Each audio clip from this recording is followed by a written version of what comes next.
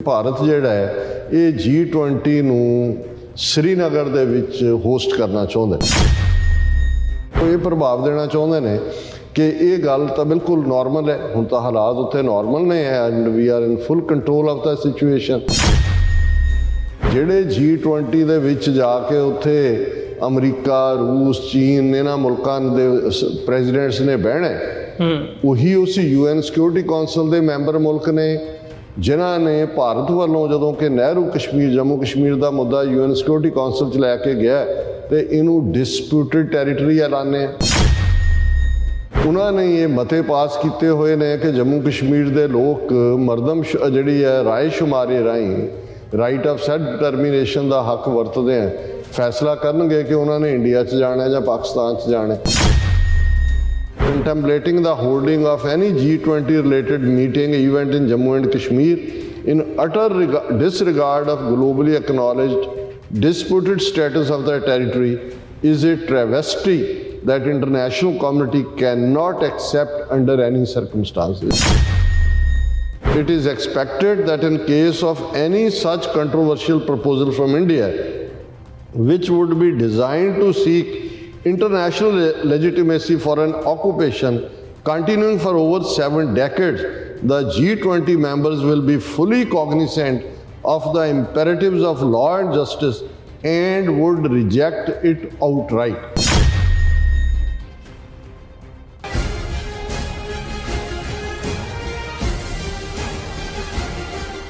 Viewers, break ਤੋਂ ਬਾਅਦ ਤੁਹਾਡਾ ਸਾਰਿਆਂ ਦਾ ਸਵਾਗਤ ਹੈ। ਗੱਲਬਾਤ ਨੂੰ ਅੱਗੇ ਤੋਰਦੇ ਹਾਂ। ਡਾਕਟਰ ਸਾਹਿਬ, ਗੱਲ ਕਰੀਏ ਹੁਣ ਇੰਡੀਆ ਅਤੇ ਪਾਕਿਸਤਾਨ ਦੇ ਜਿਹੜੇ ਰਿਲੇਸ਼ਨਸ ਨੇ ਉਸ ਸਬੰਧ ਦੇ ਵਿੱਚ। ਜੰਮੂ ਕਸ਼ਮੀਰ ਮਤਲਬ ਇੱਕ ਅਨਰਿਜ਼ੋਲਵਡ ਜਿਹੜਾ ਟੈਰੀਟਰੀ ਹੈ, ਸਾਰਾ ਮਸਲਾ ਆ ਉਹ ਇੱਕ ਡਿਸਪਿਊਟਡ ਟੈਰੀਟਰੀ ਦੇ ਤੌਰ 'ਤੇ ਰਿਕਗਨਾਈਜ਼ ਵੀ ਕੀਤਾ ਹੋਇਆ ਯੂਨਾਈਟਿਡ ਨੇਸ਼ਨਸ ਦੇ ਇਹਦੇ ਉੱਤੇ ਰੈਜ਼ੋਲਿਊਸ਼ਨਸ ਵੀ ਨੇ। ਤਾਂ ਹੁਣ ਜਿਹੜੀ G20 ਸਮਿਟ ਹੈਗੀ ਹੈ ਉਹ ਭਾਰਤ ਵੱਲੋਂ ਉਹ ਕੀਤੀ ਗਈ ਹੈ ਕਿ ਜੇ G20 ਸਮਿਟ ਦੀ ਜਿਹੜਾ ਨੈਕਸਟ ਸੈਸ਼ਨ ਹੈ 2023 ਦਾ ਉਹ ਜੰਮੂ ਕਸ਼ਮੀਰ ਦੇ ਵਿੱਚ ਹੋਵੇ। ਅਤੇ ਭਾਰਤ ਓਬਵੀਅਸਲੀ ਪਾਕਿਸਤਾਨ ਨੇ ਇਹਦੇ 'ਤੇ ਰਿਐਕਟ ਕੀਤਾ, ਇਹਨੂੰ ਓਬਜੈਕਟ ਕੀਤਾ ਕਿ ਨਹੀਂ, ਇਹ ਨਹੀਂ ਹੋ ਸਕਦਾ। ਤੁਸੀਂ ਆਲਰੇਡੀ 370 ਧਾਰਾ ਜਿਹੜੀ ਹੈ ਉਹ ਖ਼ਤਮ ਕੀਤੀ ਹੈ ਅਤੇ ਹੁਣ ਤੁਸੀਂ ਇਸ ਨੂੰ ਨਾਰਮਲਾਈਜ਼ ਕਰਨ ਦੇ ਚੱਕਰ ਦੇ ਵਿੱਚੋਂ। ਸੋ ਕਿਵੇਂ ਦੇਖਦੇ ਹੋ ਇਹ ਸਾਰੀ ਡਿਵੈਲਪਮੈਂਟ ਨੂੰ, ਜਿੱਥੇ ਇੰਡੀਆ ਅਤੇ ਪਾਕਿਸਤਾਨ ਦੇ ਰਿਲੇਸ਼ਨਸ ਨੇ ਉੱਥੇ ਨਾਲ ਹੀ ਨਾਲ ਇਹ ਹੁਣ G20 ਸਮਿਟ ਦਾ ਇਸ ਦੇ ਵਿੱਚ ਲੈ ਕੇ ਆਉਣਾ, ਉਹਨੂੰ ਕਿਵੇਂ ਦੇਖਦੇ ਹੋ ਤੁਸੀਂ?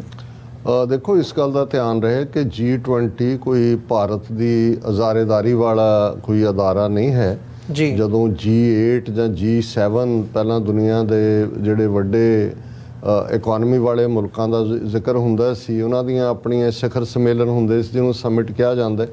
ਫਿਰ ਉਹਦੇ 'ਚ ਉਹਨਾਂ ਨੇ ਦੂਸਰੀਆਂ ਇਕੋਨਮੀਜ਼ ਵੀ ਔਰ ਭਾਰਤ ਵੀ G20 ਦੇ ਥੱਲੇ 20 ਮੁਲਕਾਂ ਦਾ ਜਿਹੜਾ ਇਹ ਇੱਕ ਸਮੂਹ ਹੈ ਜਿਹੜੀ ਇਹਨਾਂ ਦੀ ਐਨੂਅਲ ਕਾਨਫਰੰਸ ਹੁੰਦੀ ਹੈ ਔਰ ਇਹਨਾਂ ਮੁਲਕਾਂ ਨੂੰ ਇਹ ਰੋਟੇਸ਼ਨ ਵਾਈਜ਼ ਉਹ ਆਪਣੇ ਮੁਲਕਾਂ 'ਚ ਹੋਸਟ ਕਰਨ ਦੀ ਵੀ ਜਿਹੜੀ ਹੈ ਉਹ ਦਾਵਤ ਦਿੰਦੇ ਨੇ ਜਾਂ ਖੁਦ ਦਿੰਦੇ ਨੇ। ਔਰ ਇਹਨਾਂ G20 ਮੁਲਕਾਂ ਦੇ ਵਿੱਚ ਅਸੀਂ ਦੇਖਦੇ ਹਾਂ ਕਿ ਭਾਰਤ ਨੇ ਉਸ ਨੂੰ 2023 ਦੇ ਵਿੱਚ ਇਸ ਦੀ ਸਦਾਰਤ ਕਰਨ, ਪ੍ਰੀਜ਼ਾਈਡ ਕਰਨ ਦੀ ਜਾਂ ਹੋਸਟ ਕਰਨ ਦੀ ਉਹਨਾਂ ਨੂੰ ਜਿਹੜੀ ਹੈ ਉਹ ਪਰਮਿਸ਼ਨ ਮਿਲੀ ਹੈ। ਔਰ ਜ਼ਾਹਰ ਹੈ ਕਿ ਇਸ ਦੇ ਵਿੱਚ ਜਿਹੜੇ ਮੁਲਕਾਂ ਦੇ ਪ੍ਰੈਜ਼ੀਡੈਂਟ ਅਮਰੀਕਾ, ਰਸ਼ੀਆ, ਚਾਈਨਾ ਇਹ ਸ਼ਾਮਲ ਹੋਣਗੇ। ਇਸ ਤੋਂ ਇਲਾਵਾ ਦੂਸਰੇ ਹੋਰ 16-17 ਮੁਲਕ ਨੇ। ਹੁਣ ਵੈਨਿਊ ਜਿਹੜਾ ਚੁਣਨਾ ਹੁੰਦਾ ਹੈ ਉਹ ਜਿਹੜਾ ਹੋਸਟ ਮੁਲਕ ਹੈ ਉਹਨੇ ਚੁਣਨਾ, ਉਹਨੇ ਕਿੱਥੇ ਕਰਵਾਉਣੀ ਹੈ। ਹੁਣ ਜਦੋਂ ਕਿ ਭਾਰਤ ਕੋਲ ਅੰਗਰੇਜ਼ਾਂ ਦੀਆਂ ਬਣਾਈਆਂ ਬਿਲਡਿੰਗਾਂ ਦਿੱਲੀ ਦੇ ਵਿੱਚ ਮੌਜੂਦ ਨੇ ਜਿੱਥੇ ਸਿਕਿਉਰਿਟੀ ਤੋਂ ਲੈ ਕੇ ਔਰ ਬੜੇ ਜਿਹੜੇ ਨੇ ਬਾਕੀ ਸਾਰੀਆਂ ਸਹੂਲਤਾਂ ਅਵੇਲੇਬਲ ਨੇ, ਅਤੇ ਫਿਰ ਹੁਣ ਜਿਹੜੀ ਗੱਲ ਇੱਕ ਇਨਫੋਰਮੇਸ਼ਨ ਲੀਕ ਹੋਈ ਜੰਮੂ ਕਸ਼ਮੀਰ ਦੇ ਐਡਮਿਨਿਸਟ੍ਰੇਟਿਵ ਢਾਂਚੇ 'ਚੋਂ, ਕਿਉਂਕਿ ਅਜੇ ਤਾਂ ਉਹ ਨੈਕਸਟ ਸਾਲ ਸ਼ਾਇਦ ਦਸੰਬਰ ਦੇ ਵਿੱਚ ਹੋਣੀ ਹੈ ਇਹ G20 ਵਾਲਾ, ਪਰ ਉਹਦੇ ਮੁਤਾਬਕ ਇਹ ਕਿਹਾ ਗਿਆ ਵੀ ਹੋਮ ਮਿਨਿਸਟਰੀ ਨੇ ਜਾਂ ਅਜੀਤ ਡੋਵਲ ਨੇ ਜਿਹੜਾ intelligence counter part state level ਦਾ ਉਹਨਾਂ ਨੂੰ ਸਿਕਿਉਰਿਟੀ ਦੇ ਐਂਗਲ ਤੋਂ ਔਰ ਦੂਸਰੀ ਬਰੀਫਿੰਗਸ ਮੰਗੀਆਂ ਨੇ। ਔਰ ਦੂਸਰਾ ਉਸ ਤੋਂ ਇਹ ਗੱਲ ਸਾਹਮਣੇ ਆਈ ਕਿ ਭਾਰਤ ਜਿਹੜਾ ਹੈ ਇਹ G20 ਨੂੰ ਸ਼੍ਰੀਨਗਰ ਦੇ ਵਿੱਚ ਹੋਸਟ ਕਰਨਾ ਚਾਹੁੰਦਾ। ਹੁਣ ਜ਼ਾਹਰ ਹੈ ਕਿ ਜਦੋਂ ਅਸੀਂ ਇਹਨਾਂ ਦਾ ਡਰਟੀ ਏਜੰਡਾ ਕਹਿੰਦੇ ਹਾਂ ਤਾਂ ਡਰਟੀ ਏਜੰਡਾ ਇਸ ਲਈ ਹੈ ਕਿ ਉਹ ਭਾਰਤ ਜਿਸ ਨੇ 5 ਅਗਸਤ 2019 ਨੂੰ ਕਸ਼ਮੀਰ ਦਾ, ਜੰਮੂ ਕਸ਼ਮੀਰ ਦਾ ਕਨਸਟੀਟਿਊਸ਼ਨਲ ਸਟੇਟਸ ਆਰਟੀਕਲ 370 35A ਤੋੜ ਕੇ ਉਹਨੂੰ ਇੱਕ ਫੌਜੀ ਕਾਲੋਨੀ ਬਣਾਇਆ ਹੋਇਆ, 1 ਮਿਲੀਅਨ ਫੌਜ ਰੱਖੀ ਹੋਈ। ਉਹ ਇਹ ਪ੍ਰਭਾਵ ਦੇਣਾ ਚਾਹੁੰਦੇ ਨੇ ਕਿ ਇਹ ਗੱਲ ਤਾਂ ਬਿਲਕੁਲ ਨਾਰਮਲ ਹੈ, ਹੁਣ ਤਾਂ ਹਾਲਾਤ ਉੱਥੇ ਨਾਰਮਲ ਨੇ and we are in full control of the situation. ਔਰ ਦੂਸਰੇ ਪਾਸੇ ਉਹ ਇਹ ਪ੍ਰਭਾਵ ਵੀ ਦੇਣਾ ਚਾਹੁੰਦੇ ਨੇ ਵੀ ਕਸ਼ਮੀਰ ਦਾ ਮਸਲਾ ਤਾਂ ਕੋਈ ਮਸਲਾ ਹੀ ਨਹੀਂ ਹੈ।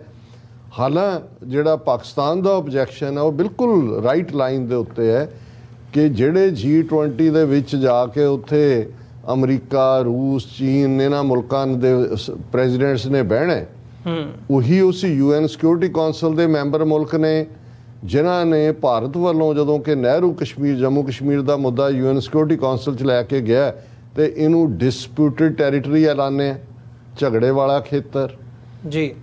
ਉਹਨਾਂ ਨੇ ਇਹ ਮਤੇ ਪਾਸ ਕੀਤੇ ਹੋਏ ਨੇ ਕਿ ਜੰਮੂ ਕਸ਼ਮੀਰ ਦੇ ਲੋਕ ਮਰਦਮ ਜਿਹੜੀ ਹੈ ਰਾਏ ਸ਼ੁਮਾਰੇ ਰਾਹੀਂ ਰਾਈਟ ਆਫ ਸੈਲਫ ਡਿਟਰਮੀਨੇਸ਼ਨ ਦਾ ਹੱਕ ਵਰਤਦੇ ਆ, ਫੈਸਲਾ ਕਰਨਗੇ ਕਿ ਉਹਨਾਂ ਨੇ ਇੰਡੀਆ 'ਚ ਜਾਣਾ ਜਾਂ ਪਾਕਿਸਤਾਨ 'ਚ ਜਾਣਾ। ਸੋ ਜੇ ਹੁਣ ਭਾਰਤ ਆਪਣਾ ਡਰਟੀ ਏਜੰਡਾ ਇਹ ਸ਼ਾਮਲ ਬਣਾਉਣਾ ਚਾਹੁੰਦਾ ਹੈ ਕਿ ਉਸ ਨੇ ਉੱਥੇ ਸਮਿਟ ਕਰਾ ਕੇ ਇਹ ਹਾਸ਼ਸ਼ ਕਰ ਦੇਣਾ ਸਾਰਿਆਂ ਨੂੰ ਕਿ ਇਹ ਤਾਂ ਕੋਈ ਮਸਲਾ ਹੀ ਨਹੀਂ ਹੈ ਜੀ, ਨਾ ਹੀ ਹੁਣ ਇਹ ਡਿਸਪਿਊਟਡ ਟੈਰੀਟਰੀ ਹੈ। ਸੋ ਪਾਕਿਸਤਾਨ ਨੇ ਅਸੀਂ ਸਮਝਦੇ ਹਾਂ ਕਿ ਬਿਲਕੁਲ ਠੀਕ ਟਾਈਮ ਤੇ, ਹਾਲਾਂਕਿ ਕੋਈ ਅਫੀਸ਼ੀਅਲ ਐਲਾਨ ਨਹੀਂ ਹੋਇਆ ਕਿ ਉੱਥੇ ਉਹ ਕਰਵਾ ਰਹੇ ਨੇ, ਪਰ ਉਹ ਇਨਫੋਰਮੇਸ਼ਨ ਲੀਕ ਹੋਈ ਔਰ ਇਹ ਜ਼ਰੂਰੀ ਵੀ ਹੁੰਦਾ ਹੈ ਕਿ ਨਿਪ ਦਾ ਈਵਲ ਇਨ ਦਾ ਬਡ। ਪਾਕਿਸਤਾਨ ਨੇ ਇਸ ਦੇ ਉੱਤੇ ਬਿਲਕੁਲ ਸਖਤ ਲਾਈਨ ਲਈ ਹੈ। ਉਹਨਾਂ ਨੇ ਕਿਹਾ ਕਿ ਭਾਈ ਇਹ ਜਿਹੜਾ ਕੰਟੈਂਪਲੇਟਿੰਗ ਦਾ holding of any G-20 related meeting event in Jammu and Kashmir in utter disregard of globally acknowledged disputed status of the territory is a travesty that international community cannot accept under any circumstances। कि तुसी मजाक बना रहे हो अपने UN Security Council और दूसरे resolutions दा भी।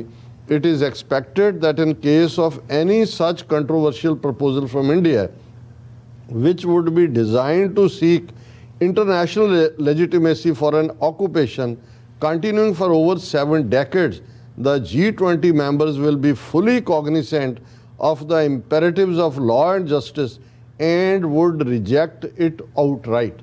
So ਇਹ ਜਿਹੜਾ ਪਾਕਿਸਤਾਨ ਦਾ objection ਹੈ ਉਹ ਇਨਫੈਕਟ ਸਿੱਧਤ ਹੈ ਇਹਨਾਂ ਵੱਡੀਆਂ ਤਾਕਤਾਂ ਜਾਂ G-20 ਮੁਲਕਾਂ ਦੇ ਉੱਤੇ ਕਿ ਉਹ ਇਹਨੂੰ ਬਿਲਕੁਲ ਰਾਈਟ ਅਵੇ ਰਿਜੈਕਟ ਕਰ ਦੇਣ ਕਿ ਭਾਈ ਉਹ ਭਾਰਤ ਹੋਸਟ ਹੈ, ਉਹਨਾਂ ਨੂੰ ਇਹ ਹੱਕ ਮਿਲਿਆ, ਉਹ ਦਿੱਲੀ ਕਰਨ, ਕਿਸੇ ਹੋਰ 'ਚ ਕਰਨ, ਜਾ ਕੇ ਗੁਜਰਾਤ 'ਚ ਕਰਨ ਜਾਂ ਹਰਿਦੁਆਰ 'ਚ ਕਰਨ ਜਿੱਥੇ ਉਹਨਾਂ ਨੇ ਜਿਹੜਾ ਉਹ ਸਾਰਾ ਉਸ ਦਾ ਹਿੰਦੂਆਈਜ਼ ਕੀਤਾ, ਅਯੁੱਧਿਆ ਦੇ ਮੰਦਿਰ 'ਚ ਕਰ ਲੈਣ, ਉਹਨਾਂ ਦੀ ਟੈਰੀਟਰੀ ਹੈ, ਜ਼ਰੂਰ ਕਰਨ ਉਹ।